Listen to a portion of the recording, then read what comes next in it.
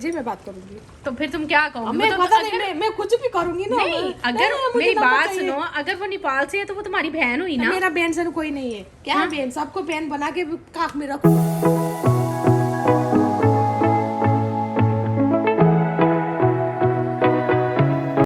अस्सलाम वालेकुम my YouTube family, कैसे हैं सब? आई होप माशाल्लाह सब ठीक ठाक होंगे। अल्हम्दुलिल्लाह जी, हम भी हैं बिल्कुल ठीक। और आज हम देख रहे हैं जी गुड मॉर्निंग। सुबह सुबह हम निकले हैं बाहर और बड़े दिन के बाद मैंने इस तरह से ना मॉर्निंग में सूरज की रोशनी को देखा है। अक्सर मतलब यही होता है कि डेली उठते उठते सुबह सोते सोते 8 साढ़े 8 और उठते उठते शाम के 4-5 हो जाते हैं। बहुत कोशिश कर रही हूँ रूटीन चेंज हो जाए। तो आज क्योंकि मुझे बच्चों के स्कूलिंग के लिए जाना था, इनकी आईडीज़ आ गई हैं तो मैंने कहा एडमिशन वगैरह इनके करवाते हैं, उसका पता करते हैं। लेकिन अल्लाह बचाए इन दुबई वालों से कि इतने प्रॉब्लम्स हैं एडमिशन्स में भी। वो भी इंशाल्लाह मैं एक ही दफ़ा सारे प्रॉब्लम्स आपके साथ शेयर करूँगी जैसे इनका एडमिशन होगा। और यहाँ पे रास्ते में मुझे एक पाकिस्तानी स्वीट्स नज़र आ गई। इतने मुझे गुलाब जामुन और रसगुल्ले पसंद हैं। इनके पास नमक पारे, शक्कर पारे, जलेबियाँ, मतलब मुंह में पानी आ रहा था। और वो इतने अच्छे भाई थे, वो कह रहे थे आप खाएं ना, आप इसको चख लेना। तो हम लोगों ने थोड़ा थोड़ा लेके तो चखा और फिर मैंने गुलाब जामुन और रसगुल्ले लिए घर के लिए और बहुत फ्रेश थे। आते हुए बाहर से ही मैंने खाना ले लिया था। आज मेरा कोई मूड नहीं था खाना बनाने का, क्योंकि स्कूल का पता करके सीधे ही एक काम पे हम लोग चले गए। वहाँ से आते आते काफ़ी लेट हो गया था। तो फिर मैंने मंदी ली थी, ये मटन की मंदी थी और उसके साथ साथ बिरयानी, चिकन बिरयानी। अच्छा जी, खाना खा के फ़ौरन मैंने चाय ऊपर रख ली क्योंकि दीदी आ गई थी, उसे काम करना था। और मेरे जहन में एक शरारत सूझी और मैंने कहा आज मैं दीदी को तंग करूंगी कि एक काम वाली आई थी और कह रही थी कि मुझे काम पे रख लो। अभी मैं जाऊंगी, विंडो में खड़ी हो जाऊंगी और मैं उसे बिल्कुल नहीं बताऊंगी कि मतलब मैं वीडियो बना रही हूँ। तो बस आपने इन बातों को ज़रा सुनना, इंजॉय करना है इस प्रैंक को मेरे साथ साथ कि क्या होने वाला है हमारे साथ। बात किया उससे, मैं आप चली जाऊंगी। अरे वो काम ढूंढने आई थी, उसने मुझे बोला कि काम रख, मतलब मुझे काम पे रख ले। मैंने कहा ओके ठीक है। पता नहीं वो कैसी है कि क्यों उसको काम नहीं मिल रहा है। तो वो रीजन पे होता तो क्या क्यों? कहा था? तो उसको काम नहीं क्यों नहीं मिला? मेरा तो कितना मिल रहा है, मैं तो चाहता ही नहीं है। हो गया, वो 2 बार हो गया बस।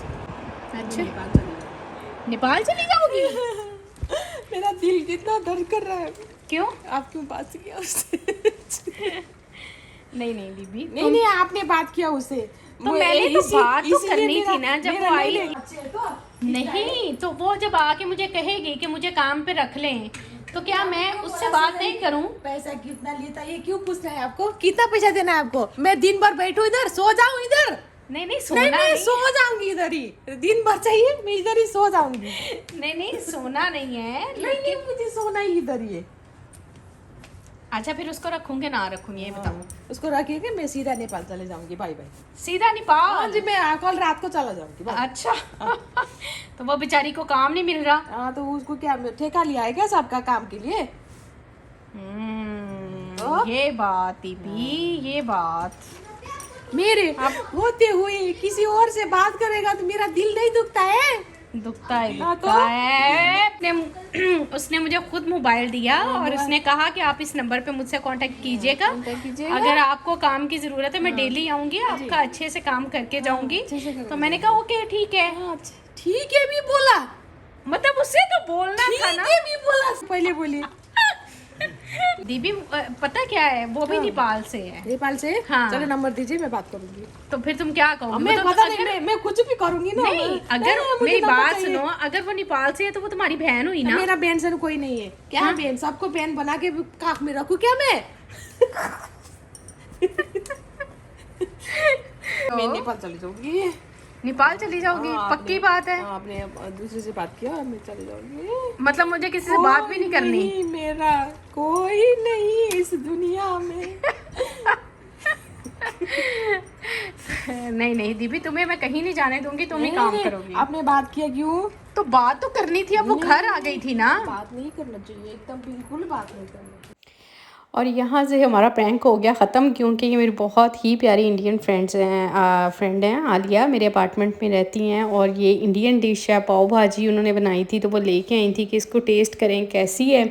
तो फिर हमारा जो प्रैंक चल रहा था वो बस इधर ही ख़त्म हो गया। और आई होप कि आपको ना ये प्रैंक मेरा अच्छा लगेगा, कभी कभी इंजॉय भी करना चाहिए लाइफ को। और ये इतने मज़े की, इतनी यम्मी मुझे लगी, और मैं उसे कह रही थी कि बहुत मज़े की है भाई, बहुत मज़े की है। अच्छा, यहाँ पर जो है मैं किचन की कुछ चीज़ें लेके आई थी।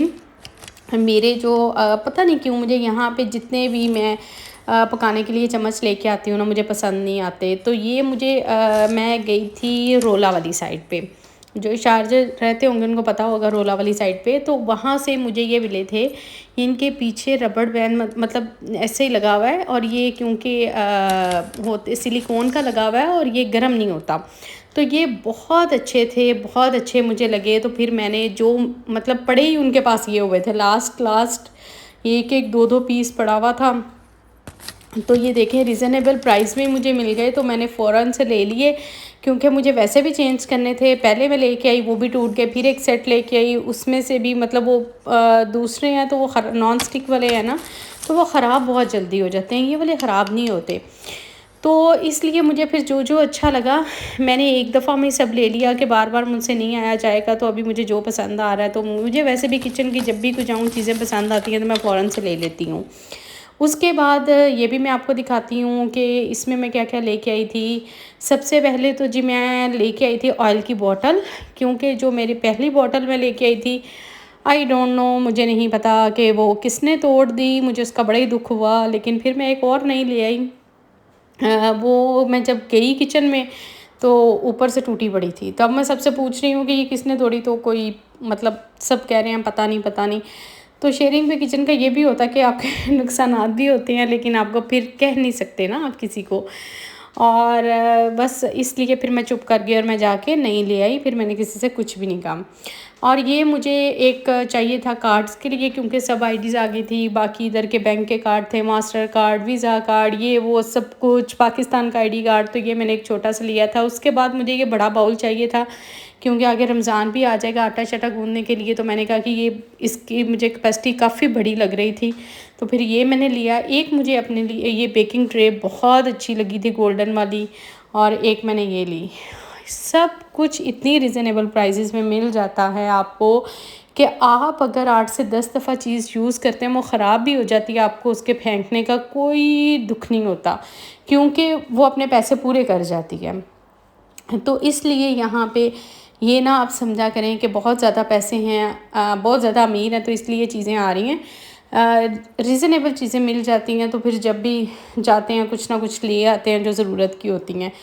तो उसके बाद क्योंकि खाना जो है वो शाम में लेके आई थी, और अभी जो है वो बच्चों को लग गई थी दोबारा से भूख। तो मैंने फ्रिज में देखा कि क्या पड़ा हुआ है, काफ़ी टाइम हो गया था, तो मुझे पास्ता नज़र आया। पास्ता पड़ा हुआ था, सिंपल वाला बना हुआ, हल्की सी मेरे ख्याल उसमें काली मिर्ची थी। तो मैंने कहा अच्छा रेड सॉस बनाती हूँ, थोड़ा सा इसको स्पाइसी करती हूँ, और रेड सॉस के अंदर ही पास्ते को डालती हूँ, और इसको दोबारा से रीयूज़ कर लेती हूँ। बस आप मेरे तरीका देखा करें कि बस मैं किस तरह से अपना पड़ा हुआ जितना भी खाना होता है ना, उसको रीयूज़ करके यूज़ कर लेती हूँ, मतलब उसको जाने नहीं देती। अल्हम्दुलिल्लाह जी, शुक्र है अल्लाह का, फिर भी टाइम गुजारा हो जाता है, बस शुक्र है अल्लाह का। और यहाँ पर जी दीदी चली गई थी अपने घर, और आज हो गया उसका मूड प्रैंक की वजह से आप थोड़ी सी हो गई नाराज़। हालांकि मैंने इसको बाद में मनाया भी है, मैंने कहा बहुत बहुत प्यार करती है मुझसे। तो बस वो कहती है कि कहीं भी कोई भी काम करे ना, आपने किसी और को नहीं रखना। तो खैर वो जब आएगी तो उसको कल पता चल जाएगा, फिर वो वैसी की वैसी होती है, थोड़ी देर के बाद खुद ही ठीक हो जाएगी। तो ये था जी आज का व्लॉग, आई होप आपको आया होगा पसंद। और छोटी सी आज की थी मेरी दिन की रूटीन, और दुआ कीजिएगा अब एक और के बच्चों के एडमिशन हो जाएं जल्दी जल्दी से इंशाल्लाह, ठीक है। और क्योंकि कुछ स्कूल में अभी एडमिशन बंद हैं, अभी हो ही नहीं रहे हैं, और कुछ स्कूल में जिनमें हो रहे हैं उनका प्रोसेस बहुत लंबा है भाई, बहुत लंबा है। वो उसके ऊपर मैं एक अलग से जो है वो वीडियो बना के तो फिर वो मैं इंशाल्लाह आपके साथ शेयर करूँगी कि क्या क्या प्रॉब्लम्स आई और कैसे कैसे उनको सॉल्व किया। ज़ाहिर है सॉल्व तो करना पड़ेगा, बच्चों को अब एडमिशन करवाना है तो उसके लिए तो देखना पड़ेगा। तो चलें जी, बस यहाँ पे मैं अपने व्लॉग को एंड करती हूँ। अपनी दुआओं में याद रखिएगा। अल्लाह ताला सबके लिए आसानियाँ पैदा करे, जहाँ भी रहें खुश रहें, आबाद रहें। तो मिलते हैं इंशाल्लाह ताला कल के नेक्स्ट व्लॉग में। तब तक के लिए अल्लाह हाफिज़।